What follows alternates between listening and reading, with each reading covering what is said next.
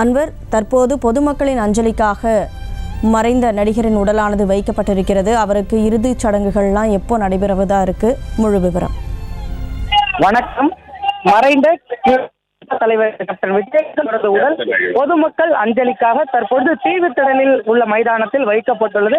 குறிப்பாக ஆயிரக்கணக்கான தொண்டர்கள் திரண்டு தற்பொழுது அஞ்சலி செலுத்தி வரக்கூடிய காட்சிகளை நம்மால் பார்க்க முடிகிறது. குறிப்பாக நேற்று காலை மறைந்த தேமுதிக நிறுவன தலைவர் உடலானது அவரது இல்லத்திலிருந்து தேமுதிக தலைமை அலுவலகத்தில் உள்ள கோயம்பேட்டில் உள்ள தலைமை அலுவலகத்திற்கு கொண்டு வரப்பட்டு அங்கு அஞ்சலிக்காக வைக்கப்பட்டது. அங்கு தேமுதிக தொண்டர்கள், கட்சி நிர்வாகிகள் மற்றும் ரசிகர்கள் மற்றும் பல்வேறு அரசியல் கட்சி தலைவர்கள் பலரும் அஞ்சலி செலுத்திய நிலையில் இன்று காலை 5 மணிக்கு தேமுதிக தலைமை அலுவலகத்திலிருந்து அவரது உடல் தற்போது தீவுத்திடலுக்கு கொண்டு வரப்பட்டு பொதுமக்கள் அஞ்சலிக்காக வைக்கப்பட்டுள்ளது.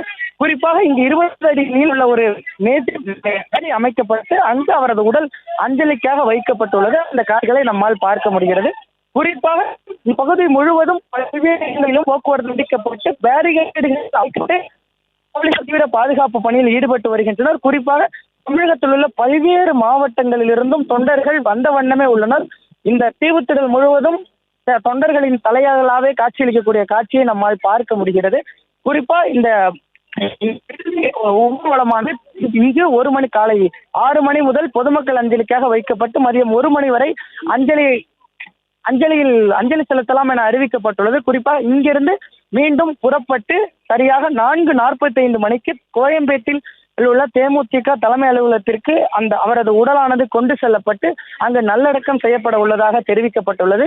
சரியாக இன்று காலை 5 மணிக்கு தேமுதிக தலைமை அலுவலகத்திலிருந்து புறப்பட்ட அவரது உடல் தற்பொழுது தீவுத்திடலில் உள்ள மைதானத்தில் மேடையில் அவரது உடல் வைக்கப்பட்டு பல்வேறு தரப்பினரும் அஞ்சலி செலுத்தி வருகின்றனர். அந்த காட்சிகளை நம்மால் பார்க்க முடிகிறது.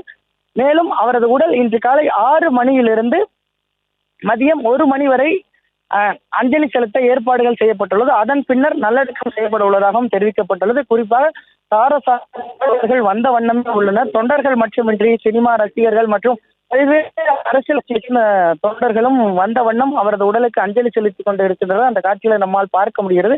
குறிப்பாக ஆயிரக்கணக்கான தொண்டர்கள் வந்த வண்ணமே உள்ளதால் சுமார் 3000த்திற்கும் மேற்பட்ட போலீசார்களும் பாதுகாப்பு பணியில் தீவிரமாக ஈடுபட்டு வரக்கூடிய காட்சிகள் நம்மால் பார்க்க முடிகிறது. குறிப்பாக இந்த பகுதியில் பொதுமக்களுக்கு தனி வழியும் முக்கிய பிரமுகர்களுக்கும் முக்கிய அமைச்சர்கள் மற்றும் அதை சார்ந்த உறுப்பினர்களுக்கும் தனி வழி ஏற்பாடுகள் செய்யப்பட்டுள்ளது.